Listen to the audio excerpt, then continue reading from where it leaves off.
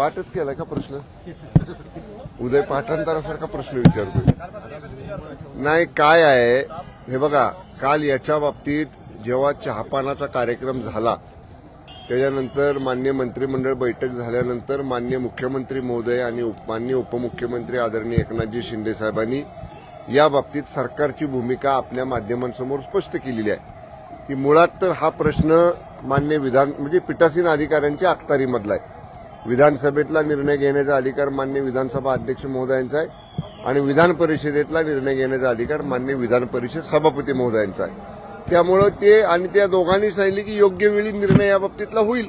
विरोधी पक्ष नेता नसला म्हणून विरोधी पक्षाच्या बोलण्यावर बंधनं मर्यादा येत नाहीत ना. आम्ही पाहिले विधानसभेमध्ये विधान परिषदेमध्ये दोन्ही पीठासीन अधिकारी भरपूर संधी विरोधी पक्षाच्या सर्व सन्मान्य सदस्यांना बोलायला देतात.